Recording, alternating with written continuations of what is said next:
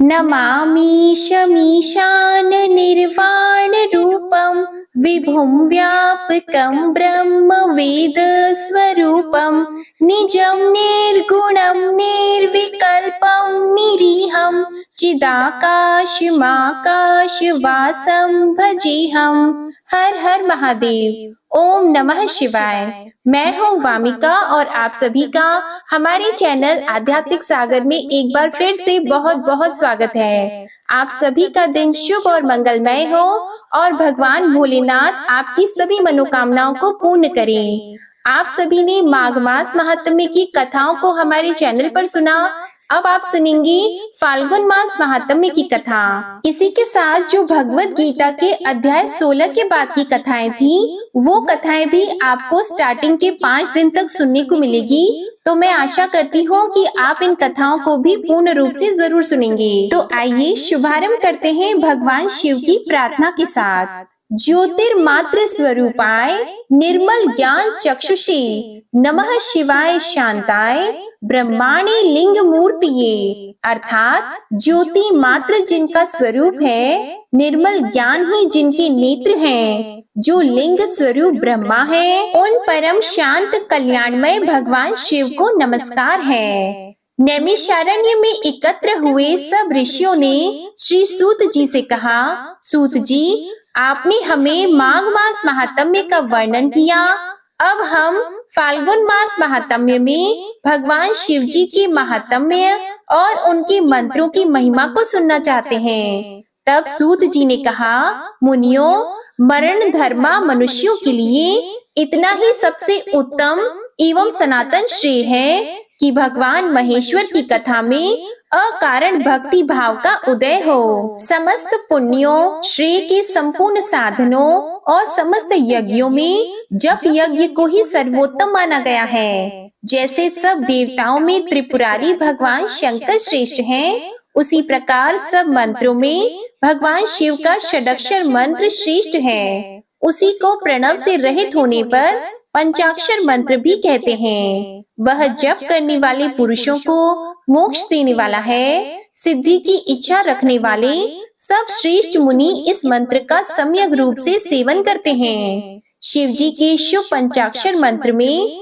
सर्वज्ञ, परिपूर्ण, सच्चिदानंद स्वरूप भगवान शिव सदा रमते रहते हैं। श्री सूत जी कहते हैं, फाल्गुन मास में कृष्ण पक्ष की चतुर्दशी का उपवास अत्यंत दुर्लभ है। उसमें भी शिवरात्रि में जागरण करना तो मैं मनुष्यों के लिए और दुर्लभ मानता हूँ। उससे भी अत्यंत दुर्लभ है शिवलिंग का दर्शन तथा परमेश्वर शिव के पूजन को तो मैं और भी दुर्लभतर मानता हूँ। 100 करोड़ जन्मों में उत्पन्न हुई पुण्य राशि के प्रभाव से कभी भगवान शंकर की बिल्व पत्र से पूजा करने का अवसर प्राप्त होता है। 10,000 वर्षों तक जिसने गंगा जी के जल में स्नान किया है, उसको जो फल मिलता है वही फल मनुष्य एक बार बिल्व पत्र से भगवान शंकर की पूजा करके प्राप्त कर लेता है। प्रत्येक युग में जो जो पुण्य इस संसार में लुप्त हुए हैं, वे सभी फाल्गुन कृष्ण चतुर्दशी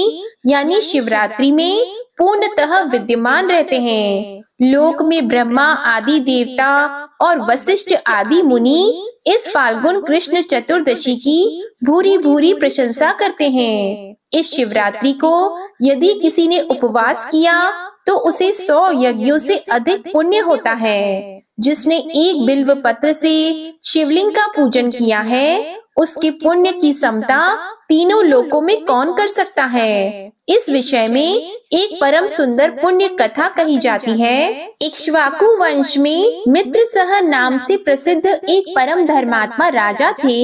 वे समस्त धनुर्धारियों में श्रेष्ठ, सब अस्त्र शस्त्रों के ज्ञाता, शास्त्रज्ञ, वेदों के पारंगत विद्वान, शूरवीर, उत्साही, अत्यंत बली और दया के निधान थे। राजा को शिकार खेलने का व्यसन था। एक दिन उन्होंने अपनी बहुत बड़ी सेना साथ लेकर भयंकर वन में प्रवेश किया और वहां बहुत से व्याघ्र, जंगली सुअर तथा सिंहों को अपने बाणों से बींध डाला। राजा मित्रसह रथ पर सवार होकर कवच से सुरक्षित होकर वन में विचर रहे थे। उसी समय उन्होंने अग्नि के समान आकृति वाले एक निशाचर को मारा। उसका छोटा भाई दूर से यह देखकर शोकमग्न हो गया और वहीं कहीं छिप गया। भाई को मारा गया देखकर उसने मन ही मन इस प्रकार विचार किया, यह राजा बड़ा दुर्धर्ष वीर है, इसे छल से ही जीतना चाहिए। ऐसा निश्चय करके वह पापात्मा राक्षस मनुष्य के समान आकृति बनाकर राजा के समीप आया। राजा ने सेवा करने के लिए विनीत भाव से आए हुए उस पुरुष को देखकर अज्ञानवश उसे रसोई घर का अध्यक्ष बना दिया। इसके बाद राजा लौटकर अपनी पुरी को आए। महाराज मित्रसह की पत्नी मदयंती नाम से प्रसिद्ध थी। वह नल की स्त्री दमयंती के समान बड़ी पतिव्रता थी। एक दिन राजा मित्रसह ने श्राद्ध के दिन मुनिवर वशिष्ठ को निमंत्रित करके अपने घर पर बुलाया। उस समय रसोइये के रूप में राक्षस ने साग में मनुष्य का मांस मिला दिया और वही वशिष्ठ जी के आगे परोस दिया। उसे देखकर वशिष्ठ जी बोले, राजन, तुझे धिक्कार है, धिक्कार है। तू इतना दुष्ट और छली है कि मेरे आगे मनुष्य का मांस रख दिया। इस पाप के कारण तू राक्षस हो जाएगा। जब मुनि को यह मालूम हुआ कि यह सारी करतूत राक्षस की है, तब उन्होंने उस शाप को 12 वर्षों की अवधि में सीमित कर दिया। तब राजा भी कुपित होकर बोले, यह मेरी करतूत नहीं थी और न मैं इस विषय में कुछ जानता ही था, तो भी आपने मुझे अकारण शाप दे दिया।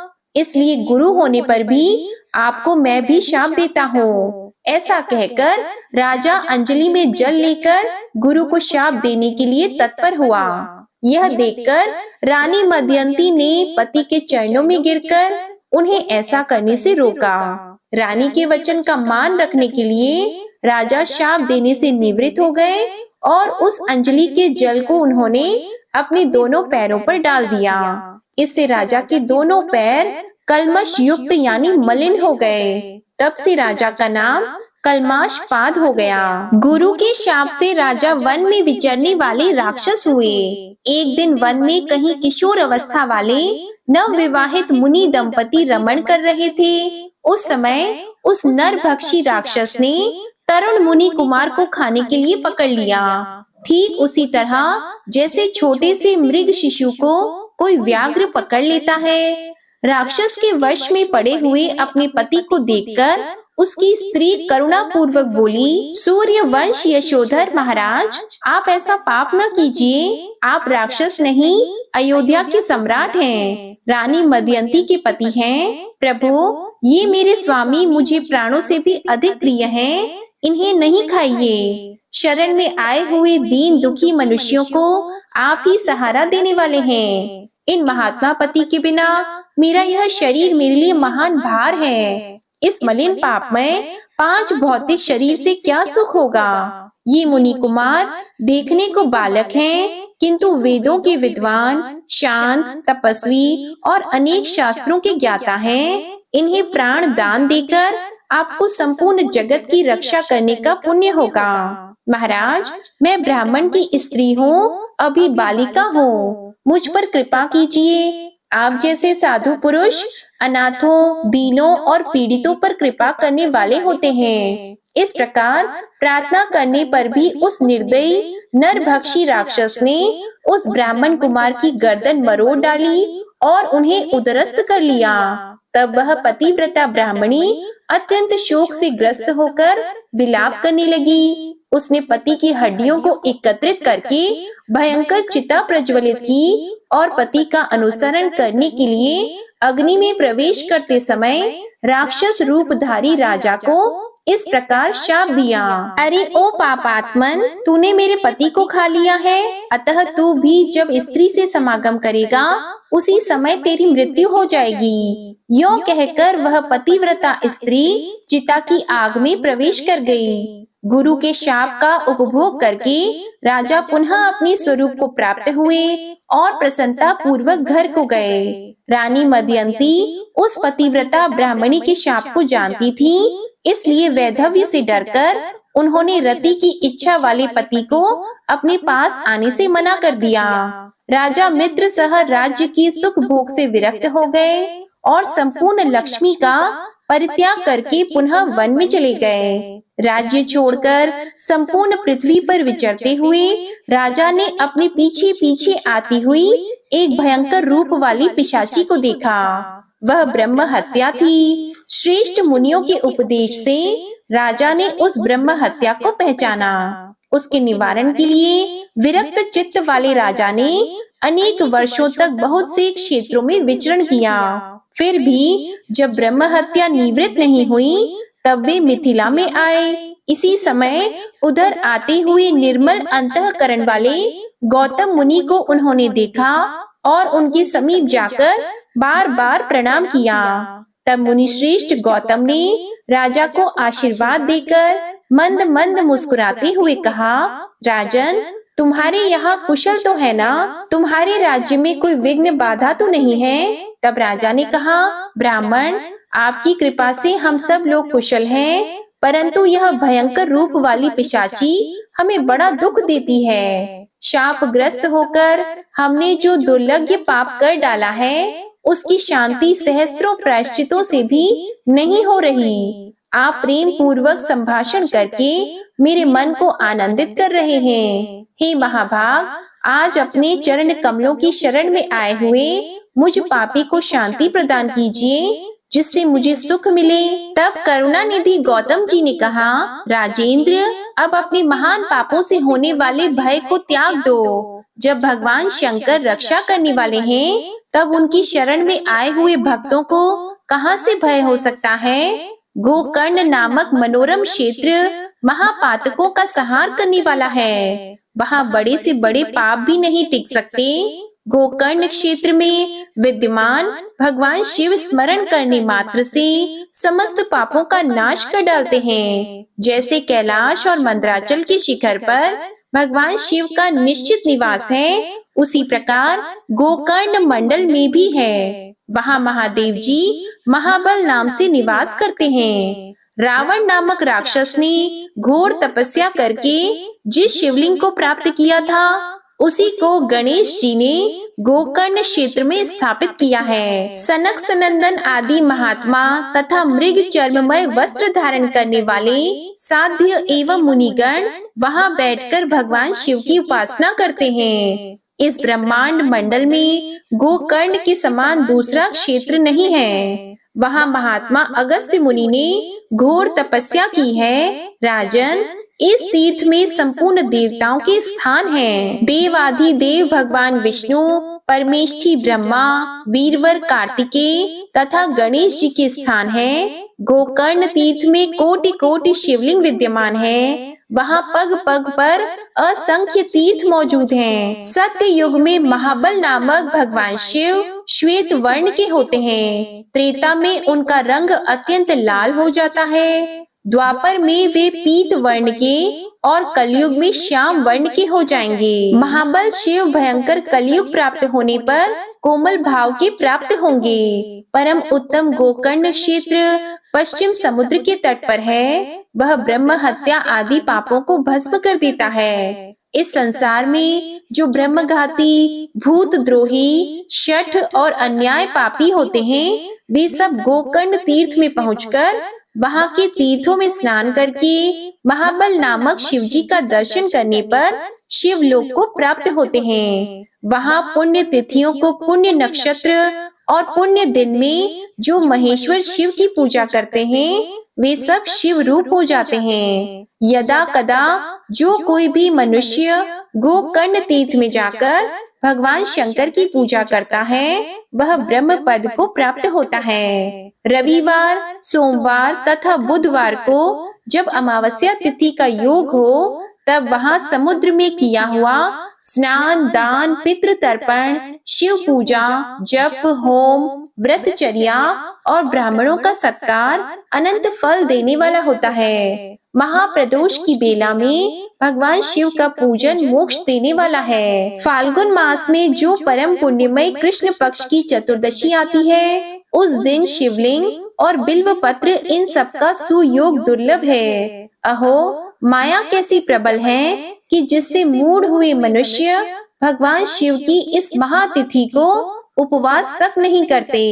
शिवरात्रि का उपवास, जागरण, भगवान शंकर के समीप निवास तथा गोकर्ण क्षेत्र का वास, इन सब का सुयोग होना मनुष्यों के लिए शिवलोक में जाने की सीढ़ी है। राजन, मैं भी इस समय गोकर्ण तीर्थ से लौटकर आया हूँ। शिवरात्रि को उपवास करके भगवान शिव का महोत्सव देखकर लौटा हूँ। शिवरात्रि पर वहाँ का महान उत्सव देखने के लिए सब देशों से चारों वर्णों के लोग आए थे। स्त्री, बालक, वृद्ध तथा चारों आश्रमों के निवासी वहाँ आकर देवेश्वर शिव का दर्शन करके कृतकृत्यता को प्राप्त हुए। लौटते समय मार्ग में एक अद्भुत आश्चर्य की बात देखकर मैं परमानंद में निमग्न होकर कृतार्थ हो गया। इसके बाद राजा ने पूछा, ब्राह्मण, आपने मार्ग में कहाँ कौन सी आश्चर्य की बात देखी, वह भी मुझे बताइए। तब गौतम जी ने जो कुछ भी राजा को बताया,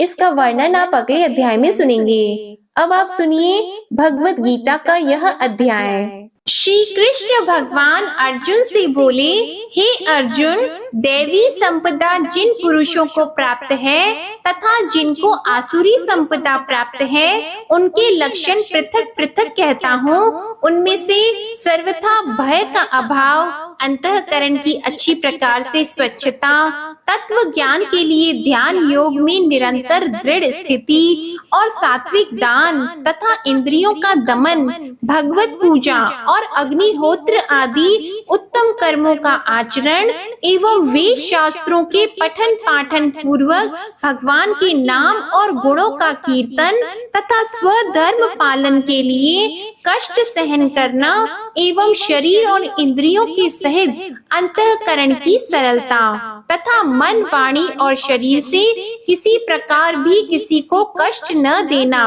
तथा यथार्थ और प्रिय भाषण, अपना अपकार करने वाले पर भी क्रोध का न होना, कर्मों में कर्तापन के अभिमान का त्याग एवं अंतःकरण की उपरामता अर्थात चित्त की चंचलता का अभाव और किसी की भी निंदा आदि न करना तथा सब भूत प्राणियों में हेतु रहित दया, इंद्रियों का विषयों के साथ संयोग होने पर भी आसक्ति का न होना और कोमलता तथा लोक और शास्त्र से विरुद्ध आचरण में लज्जा और व्यर्थ चेष्टाओं का अभाव तथा तेज, क्षमा, धैर्य और बाहर भीतर की शुद्धि एवं किसी में भी शत्रु भाव का न होना और अपने में पूज्यता के अभिमान का अभाव, यह सब तो हे अर्जुन दैवी संपदा को प्राप्त हुए पुरुष के लक्षण हैं। हे पार्थ, पाखंड, घमंड और अभिमान तथा क्रोध और कठोर वाणी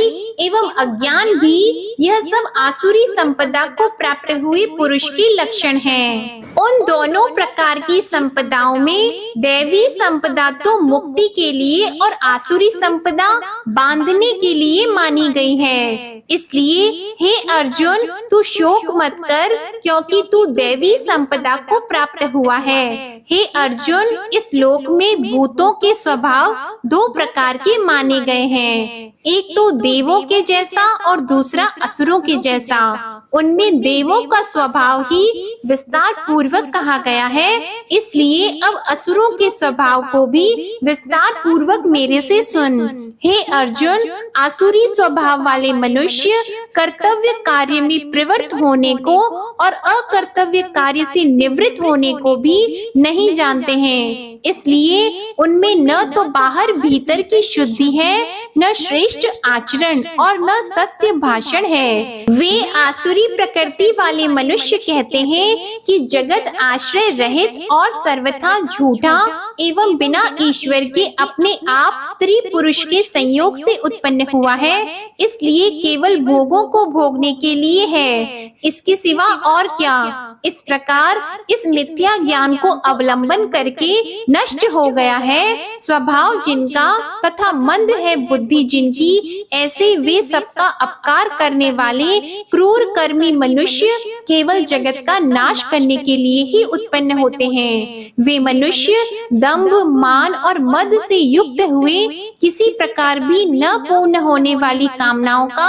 आसरा लेकर तथा अज्ञान से मिथ्या सिद्धांतों को ग्रहण करके भ्रष्ट आचरणों से युक्त हुए संसार में आते हैं। वे मरण पर्यंत रहने वाली अनंत चिंताओं को आश्रय किए हुए और विषय भोगों को भोगने में तत्पर हुए एवं इतना मात्र ही आनंद है ऐसे मानने वाले हैं। इसलिए आशा रूप सैकड़ों फांसियों से बंधे हुए और काम क्रोध के परायण हुए विषय भोगों की पूर्ति के लिए अन्याय पूर्वक धन आदि बहुत से पदार्थों को संग्रह करने की चेष्टा करते हैं। उन पुरुषों के विचार इस प्रकार के होते हैं कि मैंने आज तो यह पाया है और इस मनोरथ को प्राप्त होऊंगा, तथा मेरे पास यह इतना धन है और फिर भी यह होगा। वह शत्रु मेरे द्वारा मारा गया और दूसरे शत्रुओं को भी मैं मारूंगा, तथा मैं ईश्वर और ऐश्वर्य को भोगने वाला हूँ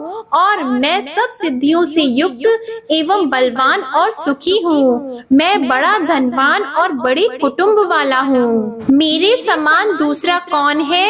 मैं यज्ञ करूँगा, दान करूँगा, हर्ष को प्राप्त होऊंगा, इस प्रकार के अज्ञान से मोहित है। इसलिए वे अनेक प्रकार से भ्रमित हुए चित्त वाले अज्ञानी जन मोह रूप जाल में फंसे हुए एवं विषय भोगों में अत्यंत आसक्त हुए महान अपवित्र नरक में गिरते हैं। वे अपने आप को ही श्रेष्ठ मानने वाले घमंडी पुरुष धन और मान के मद से युक्त हुए शास्त्र विधि से रहित केवल नाम मात्र के यज्ञों द्वारा पाखंड से यजन करते हैं। वे अहंकार, बल, घमंड, कामना और क्रोध आदि के परायण हुए एवं दूसरों की निंदा करने वाले पुरुष अपने और दूसरों के शरीर में स्थित मुझ अंतर्यामी से द्वेष करने वाले हैं। ऐसे उन द्वेष करने वाले पापाचारी और क्रूर कर्मी नराधमों को मैं संसार में बारंबार आसुरी योनियों में ही गिराता हूँ, अर्थात शूकर, कुकर आदि नीच योनियों में ही उत्पन्न करता हूँ। इसलिए हे अर्जुन,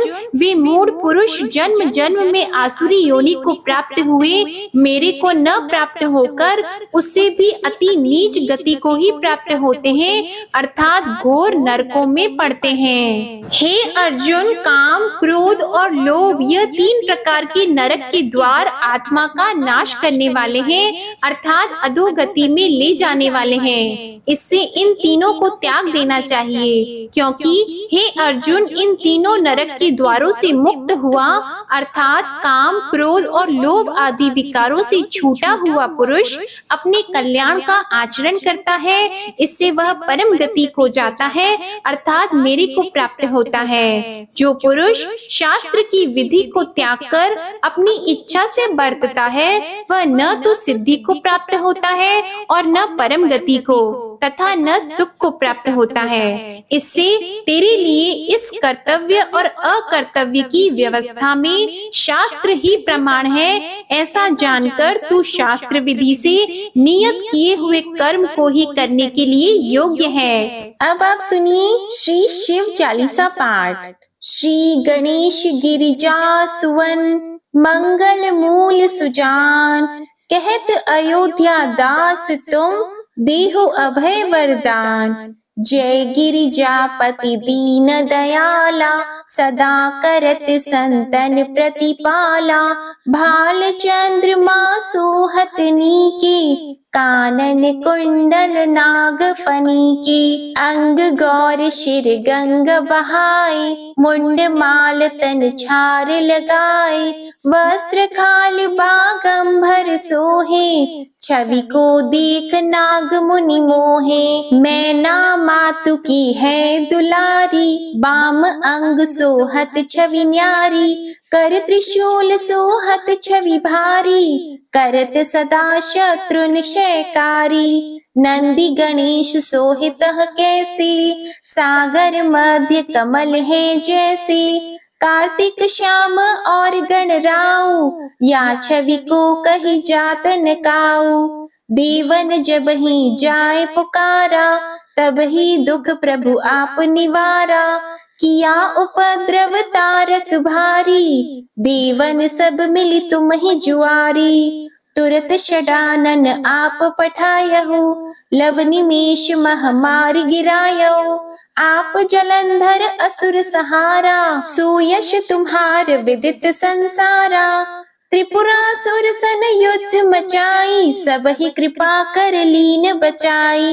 किया तपहि भागीरथ भारी, पूरब प्रतिज्ञा तसु पुरारी। दानिन मह तुम सम को नाही, सेवक स्तुति करत सदाही। वेद नाम महिमा तव गाई, अकथ अनादि भेद नहीं पाई। प्रगट उदधि मंथन में ज्वाला, जरे सुरासुर भय विहाला। कीन्ह दया तह करी सहाई, नीलकंठ तब नाम कहाई। पूजन रामचंद्र जब कीन्हा, जीत के लंक विभीषण दीन्हा। सहस कमल में हो रहे धारी, कीन्ह परीक्षा तब ही पुरारी। एक कमल प्रभु राखे जोई, कमल नयन पूजन चह सोई। कठिन भक्ति देखी प्रभु शंकर, भय प्रसन्न दिए इच्छित वर। जय जय जय अनंत अविनाशी, करत कृपा सबकी घटवासी। दुष्ट सकल नित मोहि सतावे, भ्रमत रहे मोहि चैन न आवे। त्राहि त्राहि मैं नाथ पुकारो, यही अवसर मोहि आन उबारो। ले त्रिशूल शत्रुन को मारो, संकट से मोहि आन उबारो। मातु पिता भ्राता सब कोई, संकट में पूछत नहीं कोई। स्वामी एक है आस तुम्हारी, आया हरहु अब संकट भारी। धन निर्धन को देत सदाही, जो कोई जाचे वो फल पाही। अस्तुति के ही विधि करो तुम्हारी, क्षमहु नाथ अब चूक हमारी। शंकर हो संकट के नाशन, मंगल कारण विघ्न विनाशन। योगी यति मुनि ध्यान लगावी, नारद शारद शीश नवावी। नमो नमो जय नमो शिवाय, सुर ब्रह्मादिक पारन पाए। जो यह पाठ करे मन लाई, तापार होत है शंभु सहाय। ऋण के हो जो कोई अधिकारी, पाठ करे सो पावन हारी। पुत्रहीन कर इच्छा कोई, निश्चय शिव प्रसाद तेहि होई। पंडित त्रयोदशी को लावे, ध्यान पूर्वक होम करावे। त्रयोदशी व्रत करे हमेशा, तन नहीं ताकि रहे कलेशा। धूप दीप नैवेद्य चढ़ावे, शंकर सम्मुख पाठ सुनावे। जन्म जन्म के पाप नसावे, अंतवास शिवपुर में पावे। कहे अयोध्या आस तुम्हारी, जानी सकल दुख हरहु हमारी। नित नेम कर प्रातः ही, पाठ करो चालीसा। तुम मेरी मनोकामना, पूर्ण करो जगदीश। मगसर छठी हेमंत ऋतु, संवत 64 जान। स्तुति चालीसा शिव ही, पूर्ण कीन कल्याण। शिव चालीसा समाप्त होती है। प्रेम से बोलिए भगवान भोलेनाथ की जय। आपको आज की कथा पसंद आए, वीडियो पसंद आए तो इसे लाइक कीजिएगा, शेयर कीजिएगा और कमेंट में भगवान भोलेनाथ जी की जय जरूर लिखिएगा। जय भोलेनाथ।